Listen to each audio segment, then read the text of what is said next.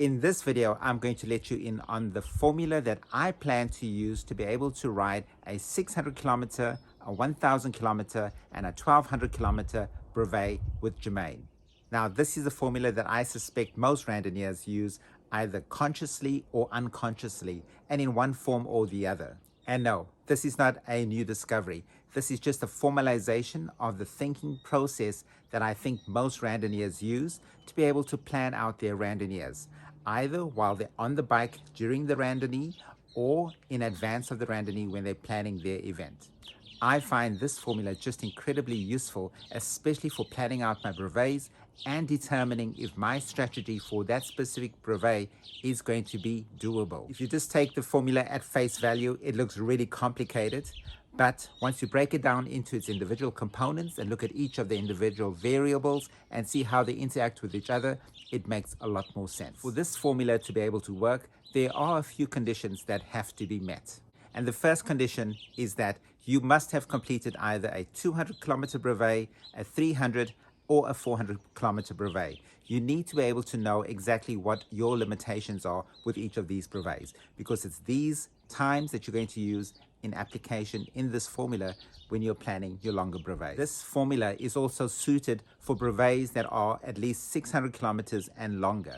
It also assumes that there's going to be a decline in your performance with the progression of the brevet. Another important aspect of this formula and its application to long brevets is that you need to think of individual segments which you ride during the course of the brevet.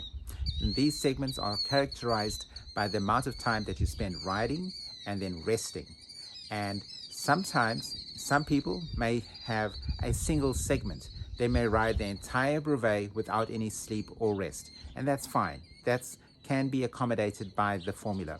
But for most normal people, there will be at least 2 or more segments to the brevet.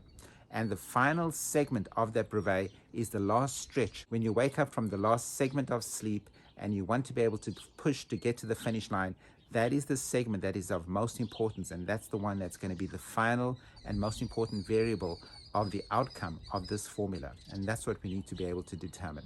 So let's get on with the other important components of the formula. One of the first major components is the total time to completion of the brevet. So most of you are aware that each of the brevets have a specific cutoff time. For the 600, the cutoff time is 40 hours.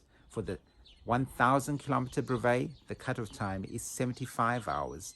And for the 1200 kilometer brevet, the cutoff time is 90 hours. Now, it's absolutely crucial that you are aware and familiar with these cutoff times, because if you exceed these cutoff times, you will be considered a non-finisher. Now, it's really important that you're going to put that value, the length of time that you're allowed to complete the brevet, into that variable holder, the TC, so that you know exactly how much time you have to complete the brevet, and you can calculate all the other components so that you know eventually how much time have you banked to be able to complete the final home stretch.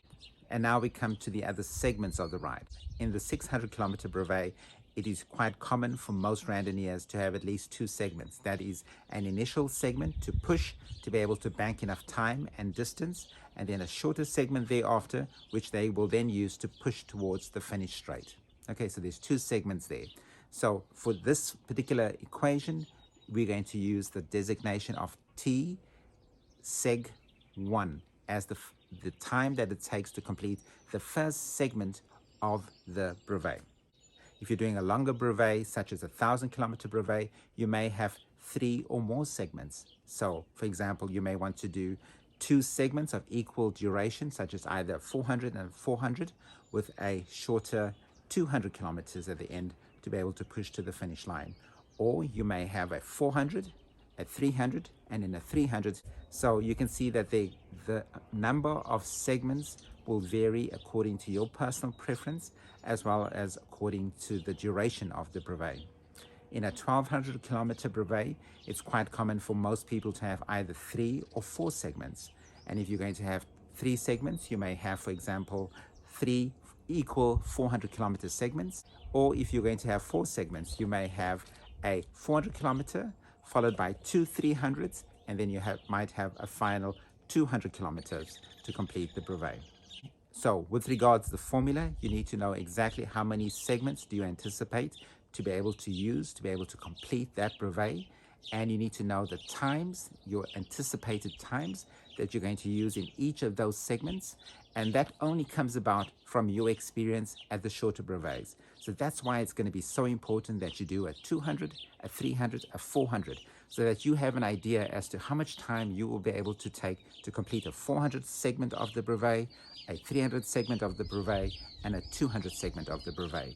The next important variable in this equation is that there is usually a delay factor. Now, what is the delay factor? The delay factor assumes that there will be a progressive decline in your performance with the duration of the brevet. I would suggest that you must anticipate that there will be a decline in performance with successive segments of the brevet.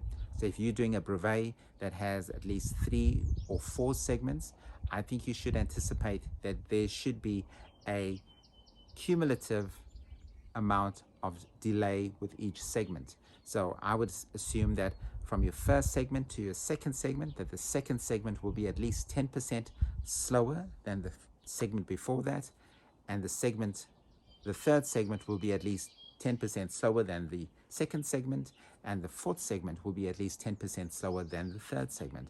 So I think you really should anticipate there will be a progressive decline in your performance with the duration of the brevet. This brings us to the final variable in this equation, and this is the optimistic factor. And the optimistic factor is exactly how confident or how optimistic are you that you're going to be able to get to 100% of the time that you have theoretically banked for completing the final segment of the brevet.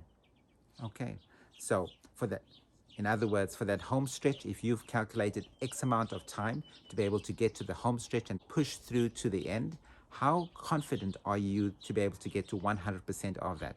Are you at 100% confidence? Or are you at 80% confidence? Are you at 50% confidence that you'll be able to get to that level? And that's taking into consideration that there's going to be so many variables, especially the variable of fatigue and of course terrain, weather. There's so many other factors that may break your confidence and reduce it so that you have less optimism that you're going to be able to get to the full 100% of that time that you've banked to be able to get to the final home stretch. I realize that this formula, if you look at it at face value, looks very cumbersome and it looks as though there's way too many variables. But I must say that I think that we all use this formula subconsciously when we are calculating and planning our brevet, either before the time or while we're on the bike. We are constantly thinking and calculating in our minds how are we going to get to the end of this brevet. However, I promise you it's going to make a lot more sense and it's going to look a lot more practical once we start looking at some true examples. Now, if I haven't said it before, this weekend we are going to do Jermaine's first 600-kilometer brevet. She has already completed the 200, a 300, and a 400-kilometer brevet, and she now has just the 600-kilometer brevet to become a super randonneur. Just remember that Jermaine is a complete novice. She's never done this before. Until the beginning of this year, she had never ridden a distance of more than 160 kilometers. So for her to achieve super randonneur status is going to be a major and a huge accomplishment. But what is really cool is that at this point of the planning, we already have her times for the 200, the 300, and the 400-kilometer brevets. So we can immediately take those and slot them into the little position holders in our formula when we get to that component.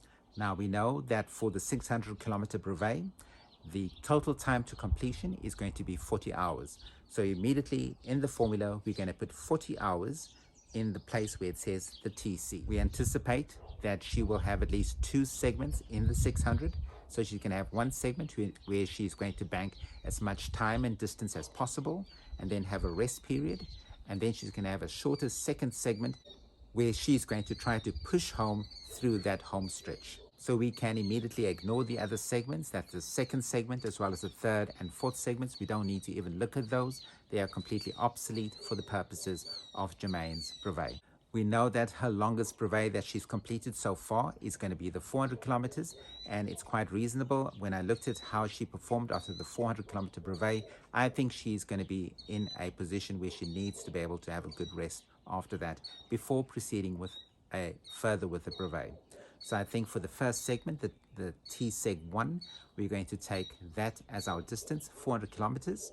And the time to completion, we know that she took 22 hours to complete her first 400 kilometer brevet, and we're going to slot it into that placeholder. So TS1 is going to be 22 hours. I'm going to make a suggestion to her and say that at that time, at the end of that 400 kilometers, that she needs to be able to rest at least for 6 hours. I know it seems like a lot of hours, but I think, you need at least an hour to be able to check into the hotel. You need to be able to eat quickly, then have a wash. You need to be able to then settle down, get into a situation where you can actually switch off and actually have a sleep. Try to sleep for 4 hours, and then you need to wake up, loosen up, dress, have your breakfast, and get on the bicycle again. And I think 6 hours is going to be a very reasonable time to be able to complete all of those tasks.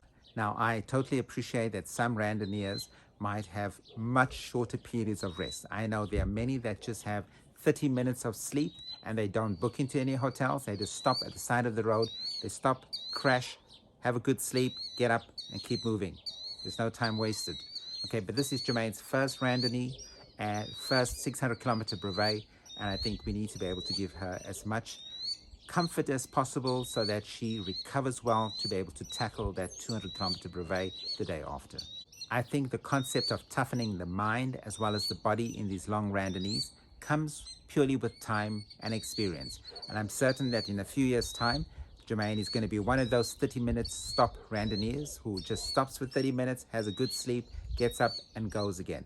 But I think for now, we need to be able to give her as much time as possible to recover. Following the rules of mathematics, I'm going to suggest that within the curved brackets that we're going to complete the calculation. So she is going to ride for 22 hours and sleep for 6 hours. So within that parenthesis or curved brackets, the total time that she's going to spend for the first segment is going to be 28 hours. It's going to be no difficulty factor because this is the first segment. We only anticipated this difficulty factor in the second, third, or fourth segments. So we have now essentially completed the first two calculations. Continuing with the rules of mathematics, we're going to take the total time of 40 hours and subtract the 28 hours from that. And that's going to give us a total time of 12 hours. So 12 hours is going to be theoretically the time that she's going to be able to have available to her to complete the home stretch push. Here we're going to put in the optimistic factor. How confident are we that after this 400 kilometer ride with a 6-hour rest that she's going to be in a good position to be able to take full advantage of that 12 hours? And she's going to be able to complete all the things within that first 28 hours. I'm going to say that because this is going to be her first time doing it, I'm going to give her only an 80% level of optimism to be able to complete that. Okay, so what that essentially does, it means that we're going to take 80% of the 12 hours and we're going to then calculate the amount of time that she has to be able to complete that home stretch push. And so if we calculate 80% of 12 hours, it gives us 9.6 hours. So that's a significant drop in the amount of time that we anticipate that Jermaine will be able to bank for that home stretch. So that we are only 80% optimistic that she'll be able to achieve that. There's probably going to be many things that are going to go wrong for her to be able to then bank that. And we know that in the final push of 200 kilometers, there's probably going to be at least 2 controls in that last 200 kilometers. And if she spends a minimum of 15 minutes per control, it means that she's going to lose at least another 30 minutes from her total riding time. As well as unscheduled stops, she's probably going to lose another 30 minutes. So that means that for stoppage time in that final home stretch, we anticipate that she's probably going to lose about an hour. And this is going to reduce the time that she has available to just 8.6 hours to complete the final 200 kilometers. And now it comes to the crux. How realistic is it that those 8.6 hours are going to be sufficient for her to be able to complete that last 200 kilometers? What we're going to need to do is look at the average time that she has used to be able to complete the first 400 kilometers. And we know that she needs to be able to ride at 18.2 kilometers per hour. And if you look at the calculation as to being able to complete the 200 kilometers in a time of 8.6 hours, she needs to be able to ride in excess of 23 kilometers per hour. And we can see that that's going to be very unrealistic. We know that there's going to be a decline in performance. For her to suddenly increase her average riding speed at this late stage of the brevet is going to be really unrealistic. So we need to go back and look at how can we bank more time for her so that she's going to have a more realistic target to be able to then complete the final stretch of the brevet at a reasonable amount of speed, at least close to that which she used to complete the first 400 kilometers. So what we're going to do is we're going to take that riding time of 22 hours and say she needs to save at least 2 hours of that 22 hours, okay, and bank those 2 hours for that final home stretch. Okay, so she's going to actually reduce the total amount of time riding from 22, reduce it down to 20. Okay, and then in terms of her sleeping time, 6 hours was very generous, and that is what ideally we would like to see her do. But I think what we need to do is we need to reduce that slightly. And so we're going to come down from 6 hours down to at least 5 hours. What essentially we have done is that we have now saved 3 hours altogether. So if we go back to the formula and say, okay, in that first segment that we're going to calculate, she's now had a riding time of 20 hours and a rest time of 5 hours, which gives us in that first curved bracket or parenthesis, she's now got 25 hours. We can then take that, subtract that from the 40 hours of the total, and we're going to say, okay, she now has banked at least 15 hours to complete that final home stretch. And then we're going to take an 80% confidence of that to say, how optimistic are we? We are only 80% optimistic that she will be able to achieve that 15 hours. And that's going to reduce the available time for that home stretch to 12 hours. So once you get to the 12 hours, you then need to take into consideration that she may still lose time at the checkpoints as well as with unscheduled stops. And that'll reduce the available time of 12 hours by at least 1 hour to a total time of 11 hours. So if we take the 11 hours and then use it to calculate her riding speed for that specific last segment, we take 200 kilometers divided by 11 hours, and that gives us the 18.1 kilometers per hour, which is very similar to what we anticipated she would do in the first 400 kilometers. And I think that's going to be a much more reasonable and a much more practical riding speed for her to be able to complete the riding time.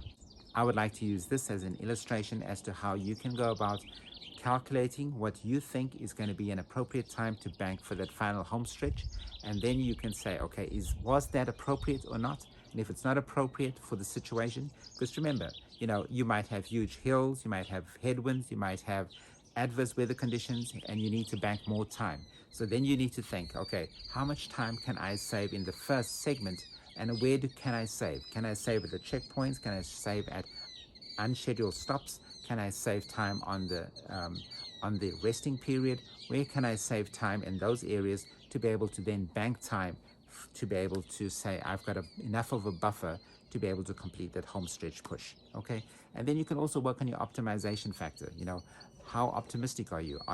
Do you feel more optimistic? Is your level of fitness and your level of confidence in your bicycle and your fear of mechanical failures, are those significantly reduced to increase your optimism level to that of 100%? And if that does, then that'll give you more time that you're going to bank for that final home stretch. So I would suggest you need to take this formula and go and manipulate the variables to be able to see how best you can achieve your best time for your 600 kilometer brevet and for all the other brevets as such. But I think we should go on and try to see how can we apply this to the 1000 kilometer brevet. So let's say we are successful in the 600 kilometer brevet, and we're going to take some of the times and some of the experience that we've accumulated in the 600 kilometer brevet and apply it to the 1000 kilometer brevet.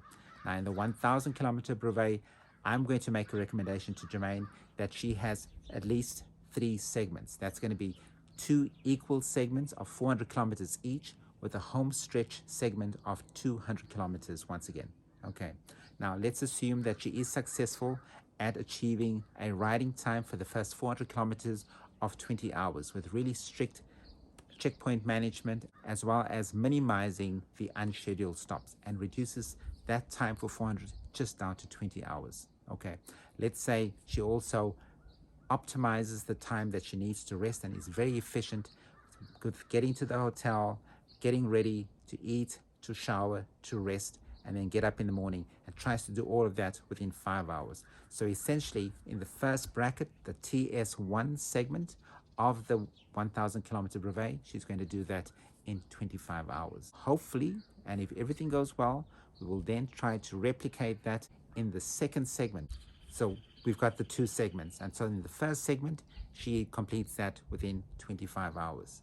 In the second segment, we anticipate that she will complete that in 25 hours as well. However, here we have the difficulty factor. With the difficulty factor, it means that she's going to be stiffer, more painful. She might not be as efficient as she was in the first segment, and we need to take into consideration that.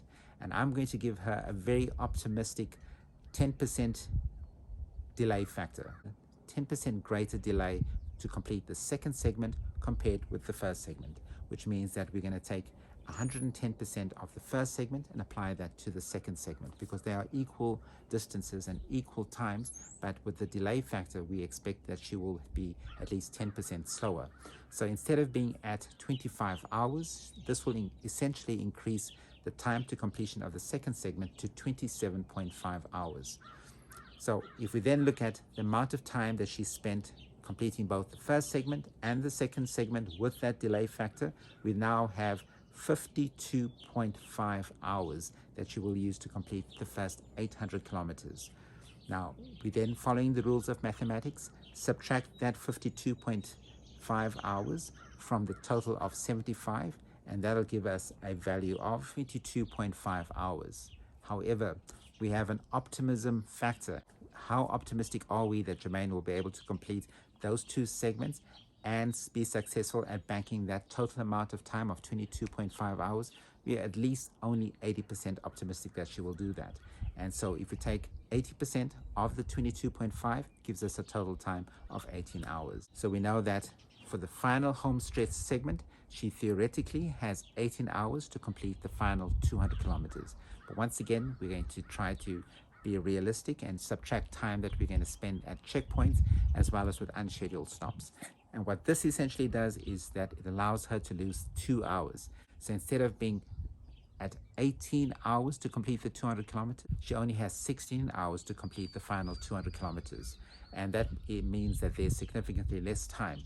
However, if you compare that with the 200 kilometer brevet, where she only had 11 hours, this is a substantial saving. And it just shows that if you have really good time management right at the top, you can really save a lot of time. You can bank a lot of time for that home stretch. So even with a low optimism level and a greater delay factor with regards to the second segment, you can still bank enough time so that you can hopefully complete that quite successfully.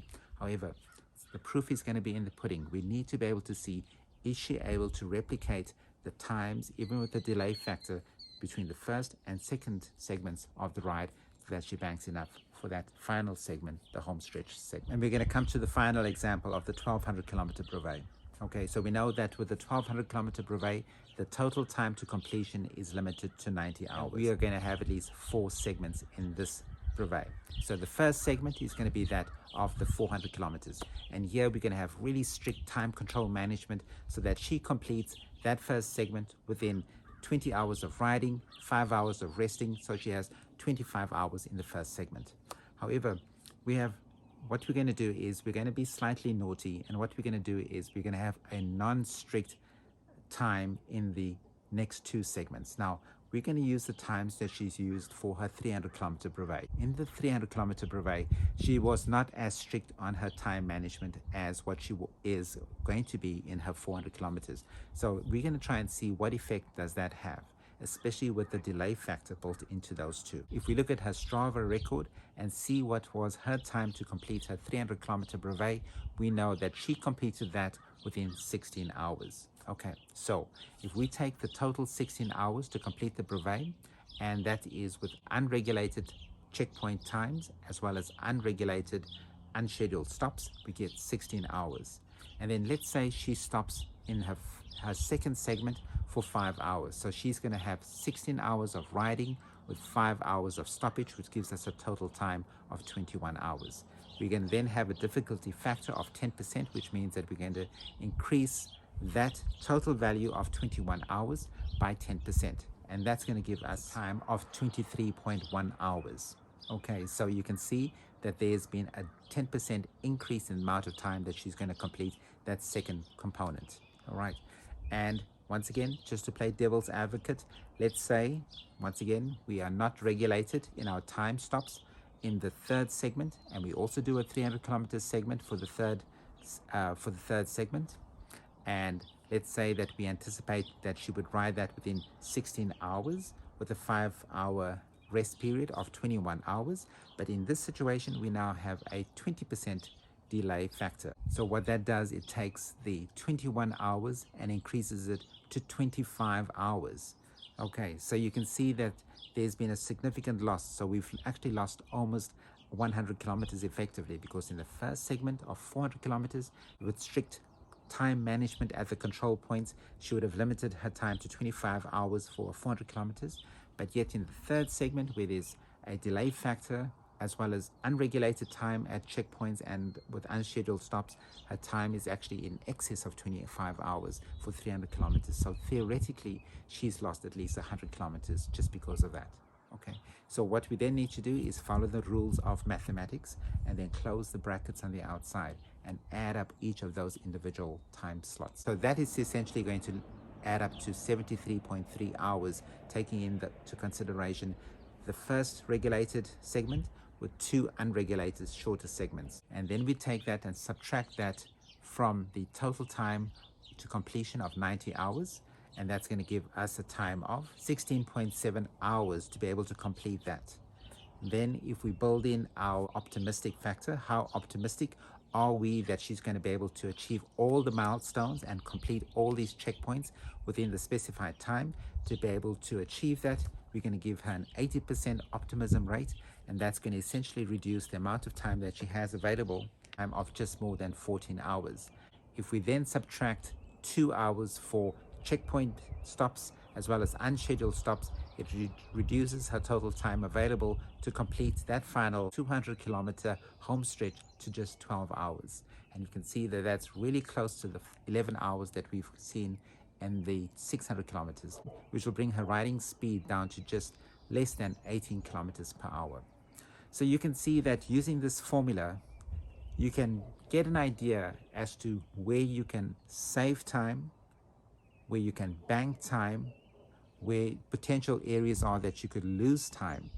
And it gives you a practical approach as to how to break your brevets into smaller segments that are manageable, that you can easily visualize, and it gives you an outcome that is the home stretch time, that is going to be able to give you a time that you can then work on to say, how practical is it that I can get close to that time, that I can then push that through that home stretch at a speed that I feel is quite reasonable for what I would like to achieve. Jermaine has not done this 600 kilometer brevet yet. We're only doing it this weekend, and the proof is going to be in the pudding. We are going to try to apply this formula as close as possible to that 600 kilometer brevet.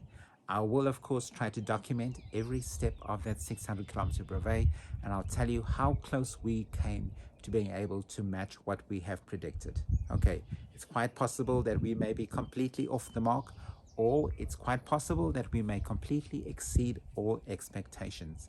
In a few weeks' time, we're going to do the same with the 1,000 kilometer brevet, and in August, we'll be doing a 1,200 kilometer brevet. If you would like to see how she performs in each of these brevets using this formula and trying to see, does it reflect real life, please come back and have a look at this channel and see exactly how she performs.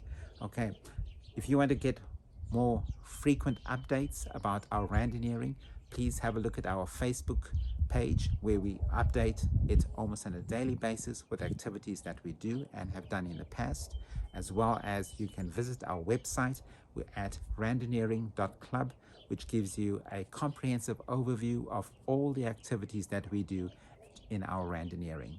Okay, until the next time I see you, Randonneurs, stay safe on the road. See you in Paris in 2023. Cheers.